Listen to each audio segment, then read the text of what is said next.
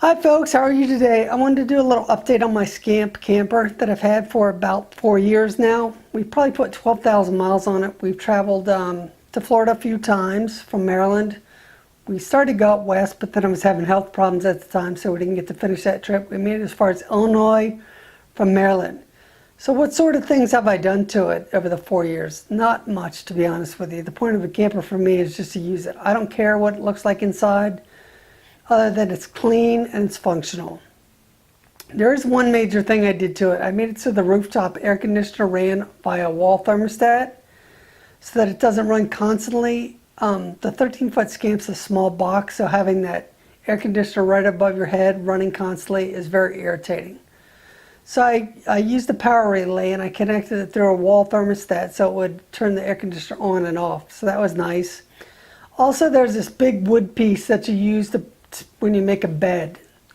And the problem is when you want to turn it into a table that you sit at, you have this huge wood piece that you have, sorry, you can't see that on camera. You have this huge wood piece that, I think it's over 2 feet. I can't remember what it measures. Anyway, you have this huge wood piece you don't know what to do with. I used to stuff it into the closet, but it's kind of weird to get it in there. And we had a bunch of stuff in there.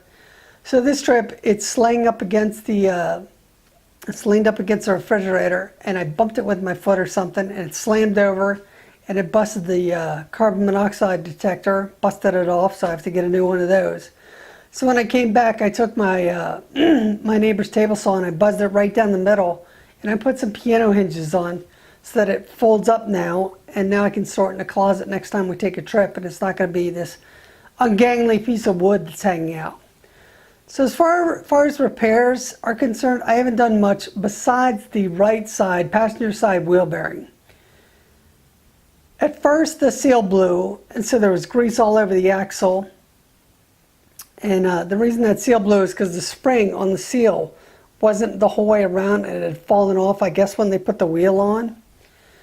So I replaced that, but when I replaced the wheel bearing, I didn't tighten it off. I was kind of on the fence how tight to get it.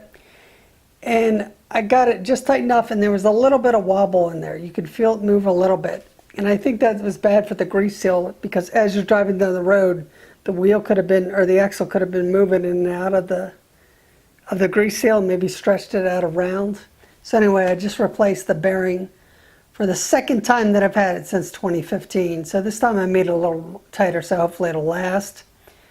Other than that, it just works. You know, I've taken a shower in it probably once since we got it. If it had a separate shower and toilet, I'd probably use it more often.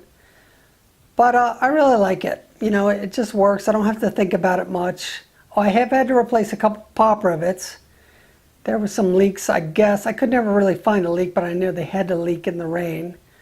One popped out while I was driving down the road, or, you know, while I was on the road in Florida, and I didn't have the long pop rivets with me. So I used a bolt and a washer and a nut, and I just scooped it up real good with RTV. But other than that, it's been a pretty good trailer. Since we put so many miles on it now, it's time to replace the tires, and I'm going to do that before our next trip. We like to take a trip in the spring and in the fall, and they need replacing anyway, because those tires on your RV do dry rot after a time. And because we put so many miles on it, the tires aren't bald, but they're starting to wear down, so it is about time. So I'm going to do that before our next trip. But other than that, it's been a pretty good trailer.